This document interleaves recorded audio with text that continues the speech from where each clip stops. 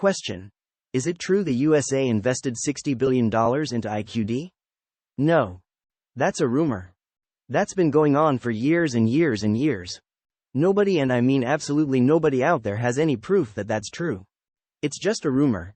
Just like the rumor about Trump owns it, and before that we heard Obama owned IQD, and before that Bush owned IQD. Every time there's a new president we hear that president owns IQD. There's no proof out there anywhere. I made that challenge many times for people to show me any proof that any president or any individual has invested in the IQD specifically. It's just a rumor that's been going around. That's all it is. No need for any lower denominations at the current time.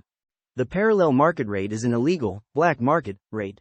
This is the rate they have been trying to get rid of, and we all know how they can easily get rid of it, and that's by adding value to their national currency. A value that is much higher than the dollars they have used for 20 years. I believe the way they are doing this is kind of like building all the financial infrastructure first, that when all else is done, we'll be able to support the world's most valuable currency rate. They are doing it right. Not just flipping a switch. That very last part of the cake is the icing. The best for last. Members of the Security Council support ending the mission of the UNAMI mission in Iraq. Quote. A number of members of the UN Security Council, including Russia and China yesterday, Thursday, supported Baghdad's request to end the mission of the United Nations mission in Iraq, UNAMI, by next year, but Washington did not immediately provide its support for this step. Banks expecting to see rates live after Forex opens at 5 p.m. Eastern. The Security Council supports Iraq's request to end UNAMI's mission, and an ambiguous American position. The United States of America said they supported Iraq having accession to the WTO.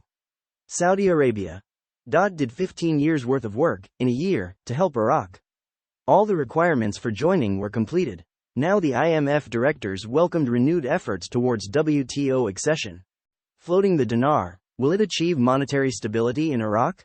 As we suggested, the monetary reform education would become louder to the citizens, and right now floating is the topic. With no mention of a basket. Exactly as we told you. This is good news, Emo. This is beautiful. The media office of Prime Minister Mohammed Shia al-Sudani revealed, on Sunday, the details of the extraordinary session of the Council of Ministers and the budget schedules sent to Parliament.